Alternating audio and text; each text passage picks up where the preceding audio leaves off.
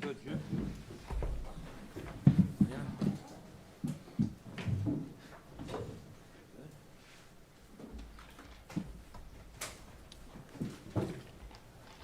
What's up, Matt?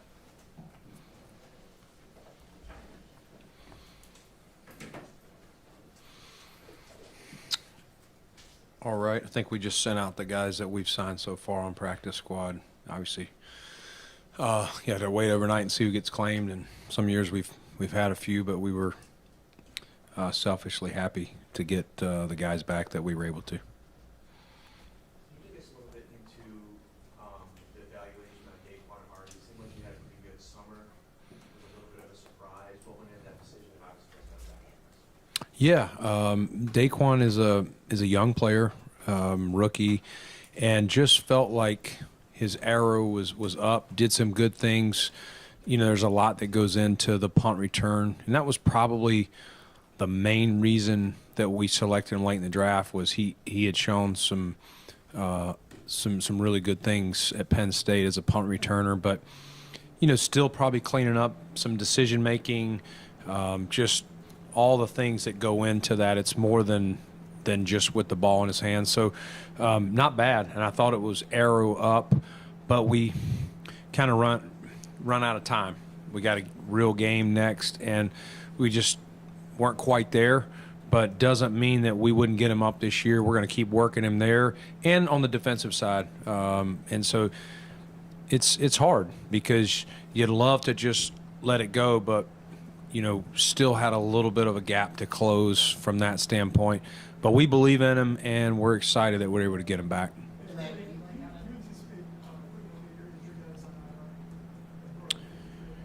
No. Brandon, Codrington, who you traded for, was this somebody that you guys were more familiar with coming out of college? Can you kind of take us through the process of leading you up to landing on him? Yeah, I mean, we had we went through a lot of returners in the spring, guys that got drafted, guys that did not, and you're looking at all different numbers of returns. Some guys did it a little bit, some guys did it a lot. Some guys played at big schools. In this case, some guys played at small schools. You're looking at a lot of different things. You're trying to make the best decision you can. Limited exposure for me, like seeing him personally or some of our guys. But, you know, when you watch the film and then you saw it translate to what he did in the preseason, again, for him, still a small NFL sample, but saw him, felt he made good decisions, fielded it cleanly. You know, muffs or not, sometimes you see guys fielding them and you're like, he caught it, but it wasn't clean.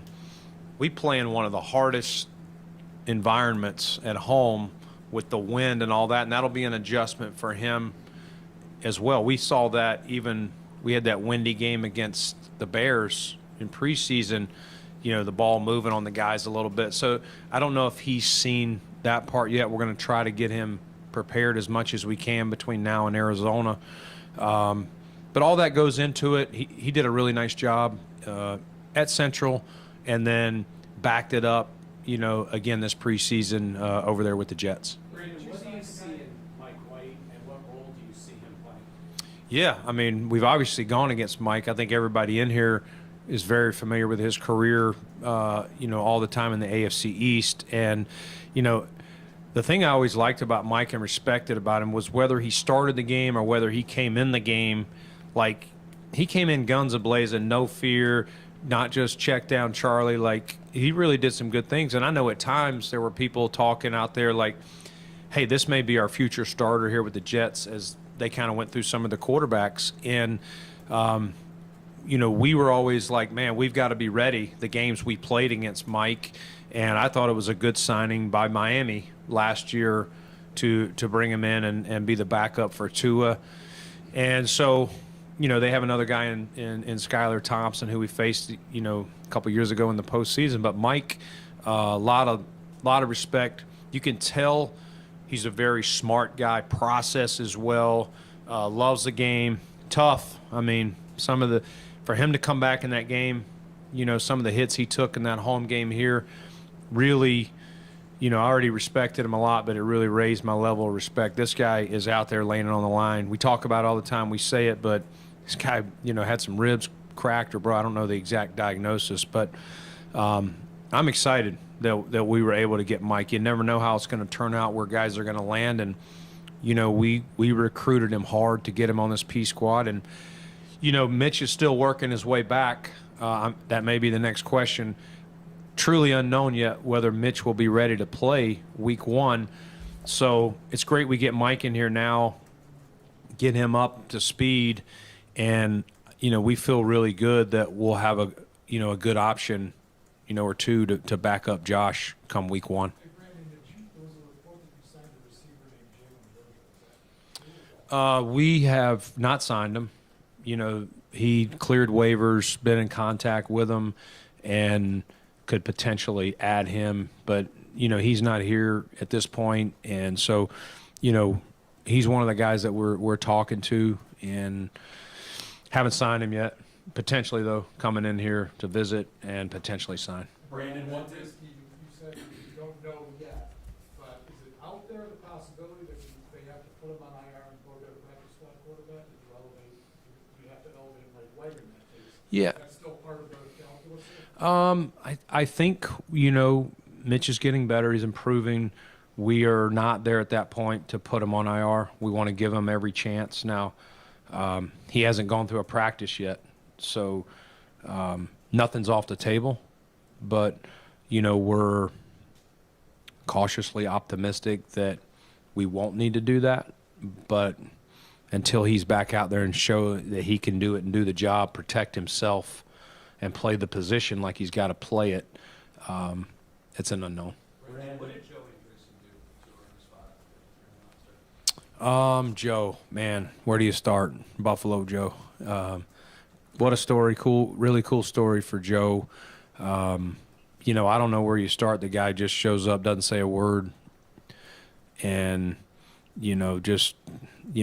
never, there's a saying sometimes, don't count your reps, make every rep you get count. I would say Joe is that. Obviously, he came to our local day. We invited him back, did well enough there. We invited him back for our rookie camp. And fortunately, at that time, we still needed to sign another linebacker. And so he stood out the most there. And he just, every step of the way, checked the box, kept himself in play. Never worried about whether he got 5 reps in practice or 15, depending on when we were healthier to when we faced some injuries there. And, we got thin there with Nick, Balin, obviously losing Matt. And some people are ready for their opportunity and others are not. And I think Joe did everything you could have asked for. He's still a rookie, okay? So I don't want to put him in the Hall of Fame yet. But I think we need to give him credit and kudos. How can you not cheer for him? Like, there's a lot of guys we cheer for that don't make it. So we still have to make the best decision for the Bills. And, to this point, he's done what's asked, and he earned the opportunity, to make our initial 53. How much did the Pittsburgh game, I mean, you took that each step of the way, but how much that Pittsburgh game influenced or maybe captured your attention that in making you believe that this was possible that day? Yeah, well, one of the things in preseason, John, is, who are they going against? Is it 3s versus 3s, 3s versus 2s, 2s versus 1s? And so, Matt goes down. We decide to hold TB out just to be cautious, and, made the decision to put Joe out there and run him with the starters. Let's just see. And nothing else is going to tell us more than putting him with the 1s. And first off, it didn't faze him. I'm sure he was nervous and, had adrenaline pumping, but it didn't faze him. And he went out there, ran the defense, to what you would say was really well for a rookie, and made plays in space. That was one of the one of the questions on Joe is how would he do in space? And you saw a play against Fields, obviously the screen against Jalen Warren, really good block protection, just getting off blocks and using his hands. We talk about all the time, guys using their hands. And I thought he really passed the test that day, and that probably gave us a lot of confidence that this guy is trending up and deserves this opportunity. Brandon, with Matt Milano, his designation to return, can you give us an update on where he is right now and maybe your confidence level that he will at some point be ready to go? Yeah, I mean, it's so early, Josh. You know, he obviously, tore the bicep and had that repaired, and it's early stages, and so those can range from various times. We have a little bit, but you're not really doing a lot. Like, our people aren't putting their hands doing a lot. You're letting the wound heal and all that. So I think it's right now we're just going to let Matt do his thing. We're going to focus on the guys we got here. And if the medical team tells us as we get into the season, hey, this is trending well and we think there's a chance, then we'll start planning accordingly. So ultimately what we did was didn't close the door on the season, but we're not going to sit here and say we're expecting him by this point. I think it's just way too early. When that injury happened, did you contemplate bringing somebody else in to add to the linebacker room, or what was your confidence level? First off, I cried when I got that injury. But second of all, the confidence level in the group, yeah, I mean, it's you build your team and you always tell guys next man up, and you're training every single player. And so right now, as guys move up the spot on the depth chart, you're training the next guy for everything. Maybe a guy was not getting as many special teams reps, now is getting more. Guys playing more in nickel situations, base situations, whatever it is. So, no, we have confidence in our group. We need to get healthy. That's been the big thing. Obviously Nick Morrow missed a lot of camp with his stuff. Balin, with his. And so, and then we've got two rookies in Joe and Eddie, and then obviously TB leading the group. So we got work to do, but we're confident in these guys, confident in the coaches. These guys are getting them as prepared as they can. It's obviously easier to prepare them when they get back on the field. So we're getting them back, and I got no doubt these guys will be ready week one. You guys caught Kingsley last year as a comedown 53. This year it was Casey Tudor. You got Kingsley back. But what went into that decision that Casey kind of, if it was the last spot, or how he kind of fits into the plan? Yeah, I mean, Casey's done it, had a good career so far, even before he got here. And another tough decision there as far as how many you keep at each spot. And, I would say there's more decisions like that than not at different positions that you're deciding. And you're doing special teams, you're doing guys that can go inside and go out. You're just trying to make sure you got enough answers when your starters go down, guys that can play different spots, just all the nuances of the game. Not an easy call, though, Matt, to the point of your question, I would say. Brandon, after the draft, I believe, it was around draft time where you said, judge us on where we are at the start of the season in September. It's not there yet, the full roster isn't entirely settled yet. Right. I don't want to use the word comfortable, but where are you as far as your vision of where this roster is and where you thought it might be back in May? Yeah, I mean, I think we're, you're getting through camp, and we've already had a little bit of adversity with some of the injury stuff. It's hard. We feel confident in the group we have, John. We would have probably loved to maybe play a little bit more of the offense, but circumstances dictated things to be a little different as far as getting Josh in that first group out there a little bit more. But you react the best you can to each situation. Those guys have had a lot of work, and I think Sean and the coach have done a good job of getting them a lot of competitive one-on-one, because once you get in season, you kind of do the ones versus the twos and scout team stuff. So we've tried to make it other competitive periods in practice to give them the best game looks you can. you know, you still got to be smart and, as I said, not lose the race before you get to the race. So, are we going to be a finished product next week? No, but hopefully we can hit the ground fast and have a good start and then just continue to get better every time. But very confident in our coaches and the players that we have, you know, on this 53 ready to move forward. Brandon, what went into, There were questions at the position going into the offseason, turnover, and then there were a lot of injuries on top of that. So what's kind of your comfort level with just the safety right now? How do you feel about that group? Yeah, I think we have a good number of guys. Like I like the depth. Similar to the linebackers, we had some setbacks with guys missing most of camp. You know, notably Mike Edwards and Cole Bishop. So trying to get those guys have been doing everything they can at walkthroughs, meetings, and everything to catch up on mental reps. It's not the same, but you know, DeMar's gotten some extra play time, you know, in year 2 off of his situation. Taylor Rapp, having him in year 2, he seems very comfortable and confident. And then Cam Lewis has been kind of our Swiss Army knife back there, playing all sorts of spots for us, including special teams. So I love the group. You know, again, like I was saying on offense, I would love for some of those guys to gotten some game experience that they haven't.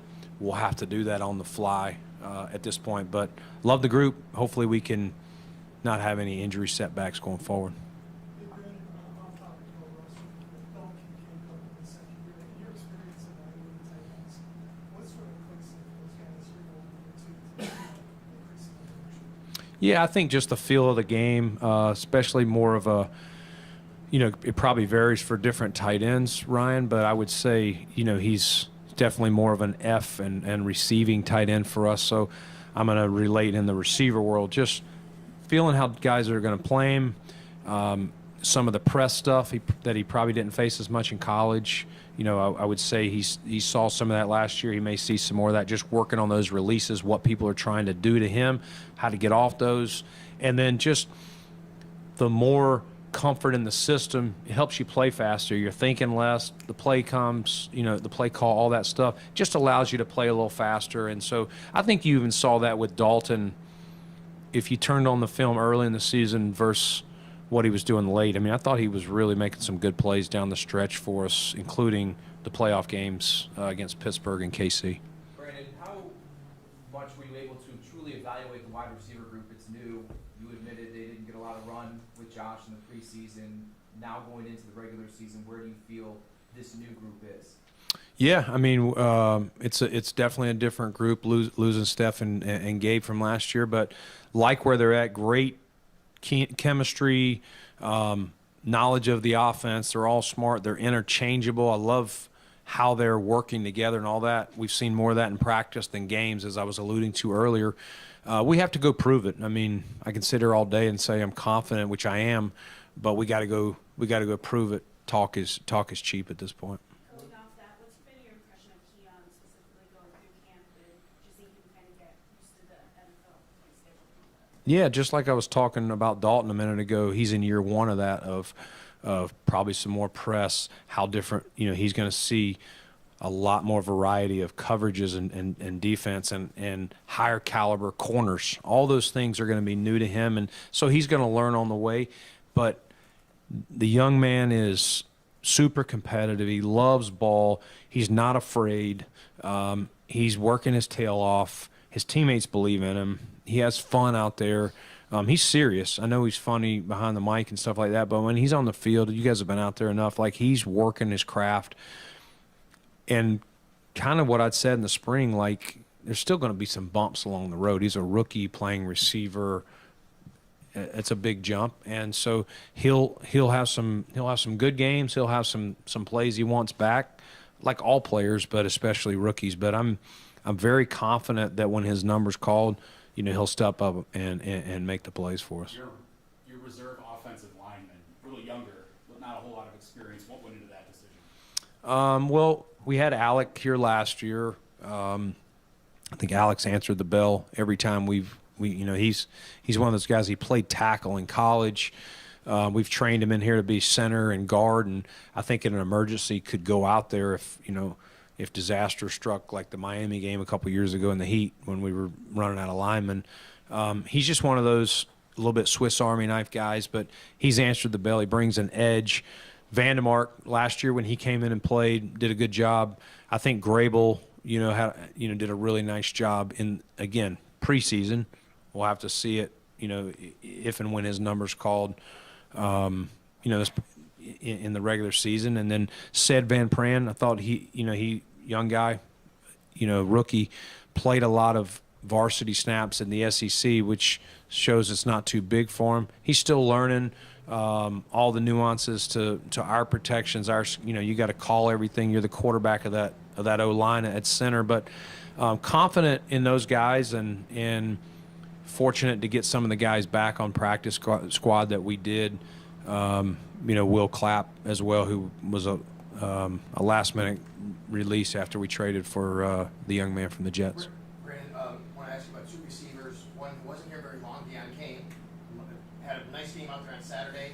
Obviously made an impression on you guys to bring him back.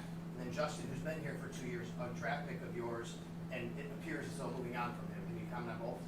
Yeah, I mean, I'll start with Justin. Like, Justin is a great young man. Obviously spent most of the year on IR last year, worked hard. We just couldn't get him to where we needed to when we selected him. We're, hopeful that he would be he had showed a lot of things in college that would not only translate on fourth down, but just a bigger body, possession, red zone type receiver. And just couldn't quite get there in time with the competition. Best man wins. And then, yeah, Deion, short runway, still getting to know him. So still, keeping him around just to be around him a little more and see where that goes. Did a good job in the game the other day. Who did we play? Carolina. Yeah. Brain's running. Yeah. Heard of him a couple times. Yeah. What was your evaluation of Gable Steve's? Gable? Man, got better. Like, a lot better. You're talking about a guy that had never put a helmet on, before late May or early June, whenever that was. Never played organized football, never really did team sports talking to him. But guy just worked his tail off, Tim. Smart. I would say learning the nuances of the game. We talk about instincts and all that. For a lot of times when you find out guys that took up the game later, didn't grow up around it, maybe their instincts are a little further behind. I thought his were pretty good to this point, better than I would have expected. He's an undersized guy, and physics says you wouldn't put him in there, but the wrestler background, the mentality, and it wasn't too big for him. Did some really good things. I'm hopeful that he will stick with this. We wouldn't close the door on bringing him back here at some point. He made that kind of impression. What was the difference between making the practice squad and not? Yeah. It's tough. Good competition, I would say. We bring Ely back. Ely's been here for some years, really good knowledge of the system. Is a run stuffer in there for. That's probably at Gable's size, probably not his number one attribute. And then we went with an undersized guy a little bit in Brandon Beane. So Branson just got more experience at this point. But we are definitely not closing the door. And we talk about these fun stories, Joe Andreessen, Frank Gore, Jim. You go on and on about different stories, and that's another one that probably got lost a little bit in the shuffle of some of these other ones. But to do what he did in the short runway that he had, I was impressed. What is, speaking of those guys, what is Travis Clayton's injury, and how serious is it given the fact that he's on IR? Yeah, it's a shoulder. He will not be able to return this year. We've been rehabbing it. We were hopeful to get him ready for this last game, but still, he got it early in camp, and it's something that may require surgery. We are been getting second and third opinions on that, but unfortunately had to end his season. But hopeful, did some really good stuff in the spring athletically, and so we're going to continue to work with him and hopeful that next year he'll have a legit shot to help us. Brandon, did you consider adding a kicker to the practice squad at all? Not at this point, Jay. I mean, we've looked at all sorts of things. You know, T. Bass, I get the question. I do. I understand. If he had a short history here, probably would have. But if you look at his career, I know what's fresh in everybody's mind. I get it. We're all human. What have you done for me lately? And the end of the season, he'd be the first to tell you it was not the way it should go or he wanted it to go. But we're confident in him. His teammates are confident in him. And, you know, we got him the COVID year 2020. He got no preseason games. It didn't, like, I think we just got to relax and give him a chance and remain confident in him. And he knows. I think Sean said it after the game. Like, he doesn't need Twitter or the fans or whoever, like, telling him. He knows. He's his own worst critic.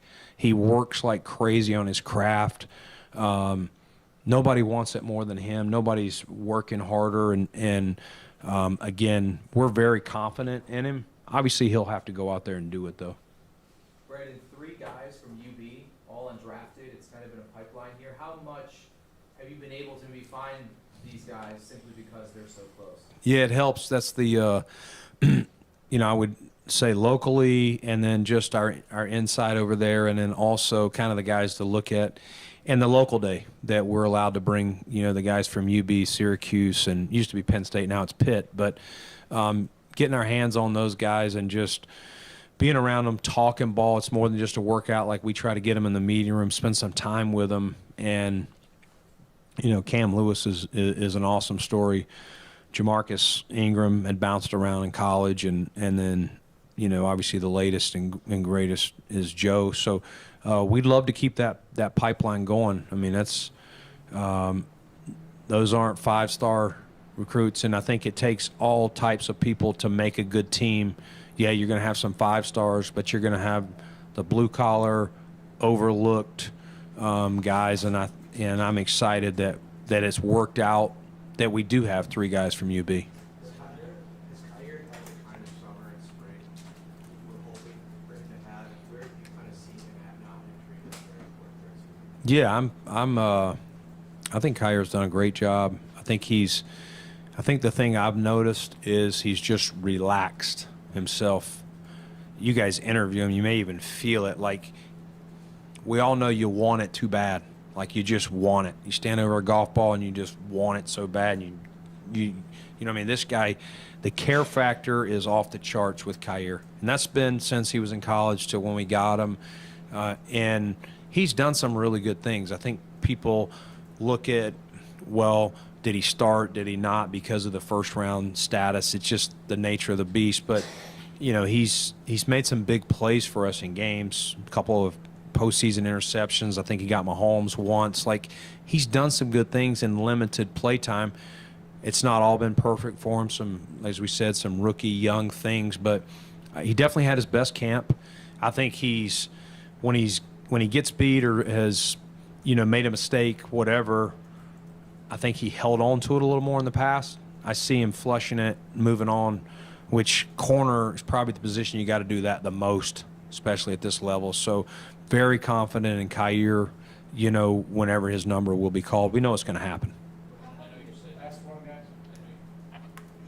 Draw straws for it. I know you said you went the safety room that you have built, but has there been any communication with Micah Hyde or his next steps as far as this is concerned? Nothing recent.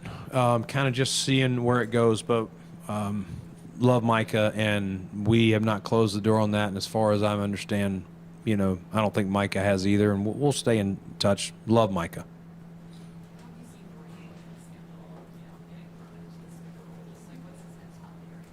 Yeah, he's eager.